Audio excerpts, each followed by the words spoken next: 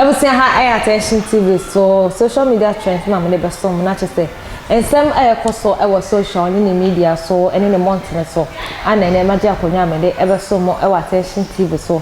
we share media na attention Tvgh Facebook and YouTube do ha just subscribe follow like comment and also share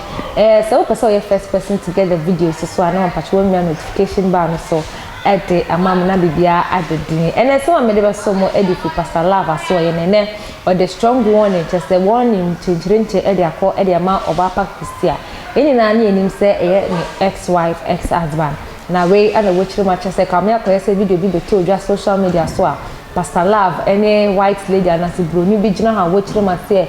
this is my new toffee and as this is my new wife and some no so koye kese pa I wa Ghana me pa say yes also call page this to be na ye video me edit for we ana pastor love edin chire mu edi abasa no de ma me na oye white lady no oni ni enihwe na video keke ana wo ye ne ka bloggers na mo blog e woni social media so ma no amona omo eye sade nti onu nkata edi ne hu ye no ana omo a omo take down the video edin chire mu esande baye na owie ye no ana de won ne chigirete no eko edi ma Obaapa Christy wo chima chese woni ne ewo ma and just say ogo n'anim ase ya na on think twice and sana why bibia why yenko tie pastor laugh and na so answer na no America will say your University Foundation na asmas na me de jumede ebeso o say me ya de nipa ne tie na wura be ho broni no oni obi ayere na makoje no me koji obi ayere se bi o sefo ese me no me koji obi ayere sabi apam sefo epam metri so no menji obi ayere no mom no obi a wobie platform e kom de no okay na woni views na opo views age me hu sika to aduane adi e na wa fabricate asem na all kan odi gu me hofi me nkoji obi ayere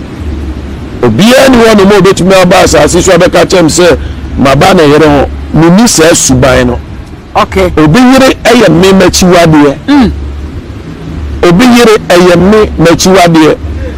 na Christy eye wosu na wo yesa jai efrise me ne wo mba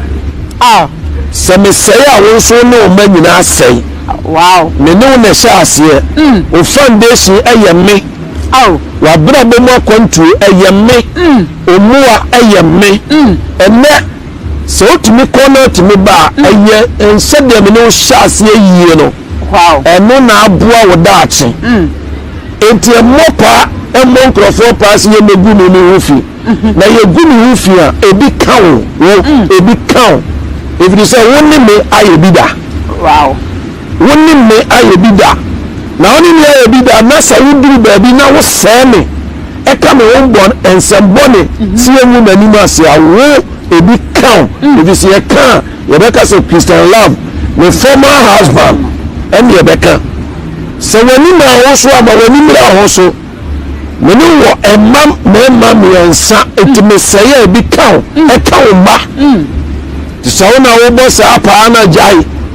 so na boss apa no na won krofo ni so sorry be gumi hu firi ni so a ene oni yo mon kasa if you say omu bi wa wani mase wa na omu bi wani mase if you say sama boda nam da kwan wa udin ye be bo the first say Christy kunu ni da kwan na ho so uni na me ka chiro ana wo a wo bo ni dimbone na na wo yi no o papa nuru me o papa bra e be jira oni e fa mi nyina o papa wo onuru me wa busuam ni petitiri bi eni wo to se me wo wa busuam fa wo bra na se wo mo ewo fa so no ma bobra ka o me kam me wo asem emfa mpe wa no aduane se wo busuam obi abobra pasalava no se obi abobra o fa ni papa emejira no wo ntwa so obi be ya o musa ba o fa ni papa emejira no wo ntwa se na we udu papa be jira na ye twa na se obi be hwa ana wudu obusuam panyini be jira no ye twa na se obi be hwa mini obi papa ena mabobra se ne wo papa mabobra ache wo papa mabobra che no wabusuam obi ani wote se me because me hwe wo nipa bia na ejina ona na onye nipa titiri akoya watie ni obra waba ni se ewiase ayefo